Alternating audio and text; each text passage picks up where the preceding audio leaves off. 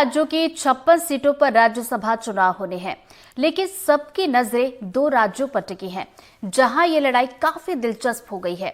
ये राज्य है उत्तर प्रदेश और कर्नाटक, जहां बीजेपी ने अपना एक्स्ट्रा उम्मीदवार उतारकर अपने विरोधियों को ललकारा है।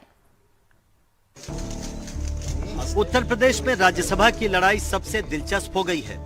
राज्य में राज्यसभा की 10 सीटों के लिए बीजेपी ने 7 और समाजवादी पार्टी ने 3 उम्मीदवार उतारे थे और सबका निर्वाचन निर्विरोध होना तय था। लेकिन नामांकन के आखिरी दिन यानी 15 फरवरी को बीजेपी ने संजय सेठ के रूप में अपना 8वां उम्मीदवार उतारकर पेंच फंसा दिया। अब 10 सीटों के लिए 11 उम्मीदवार मैदान में हैं और 27 फरवरी को चुनाव की नौबत आ गई है। उत्तर प्रदेश में राज्यसभा की एक सीट जीतने के लिए 37 वोटों की जरूरत है। अगर आरएलडी के 9 विधायकों को भी जोड़ लें तो बीजेपी को 286 विधायकों का समर्थन हासिल है।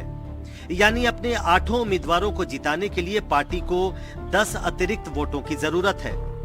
इसी तरह समाजवादी पार्टी को अपने 3 उम्मीदवारों को जिताने के लिए 111 वोटों की जरूरत है, जबकि उसके पास कांग्रेस को मिलाकर 110 विधायकों का ही समर्थन हासिल है।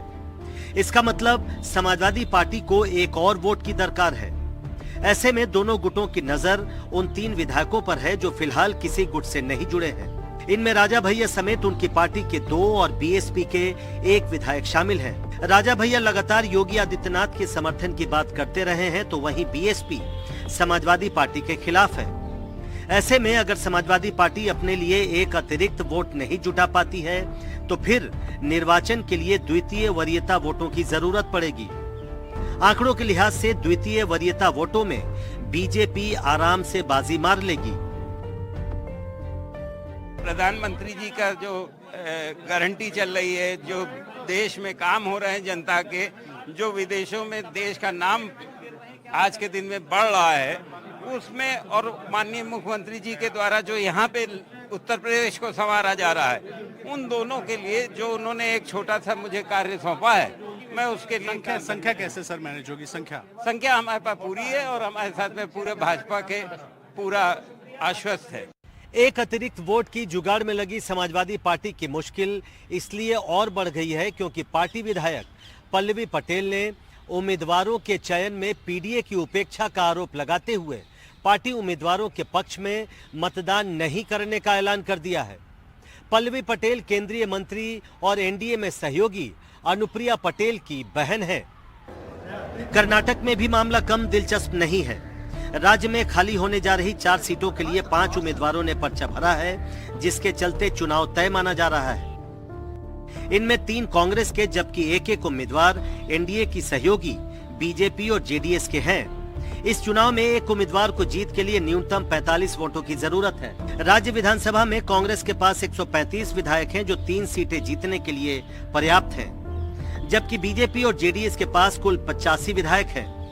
इसके अलावा 4 अन्य विधायकों में 3 के कांग्रेस उम्मीदवारों के पक्ष में मतदान करने की संभावना है। मैंने एनडीए के तौर पर अपना परिचय दाखिल किया है। जेडीएस और बीजेपी को अब तय करना है, वह जो भी तय करेंगे मुझे मंजूर होगा। इससे आगे मैं अभी कुछ नहीं जानता।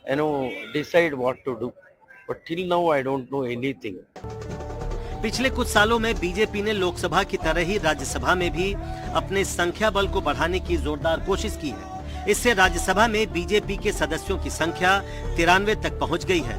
पार्टी को जहां भी संभावना दिखती है वह मैदान में उतरती है। हरियाणा में कम से कम 2 मौके ऐसे आए हैं जब संख्या बल नहीं रहते हुए भी बीजेपी समर्थित उम्मीदवारों ने बाजी मारी है। सुभाष चंद्र और कार्तिकेय शर्मा का निर्वाचन इसी का उदाहरण है। इसी तरह गुजरात में साल 2017 में कांग्रेस के वरिष्ठ नेता स्वर्गीय अहमद पटेल की उम्मीदवारी को कड़ी चुनौती मिली थी। हालांकि आखिर में बीजेपी को हार का सामना करना पड़ा था। एक बार फिर राज्यसभा चुनाव में जोर आजमाइश का समय आ गया है। नई दिल्ली से प्रशांत, एनडीटीवी इंडिया।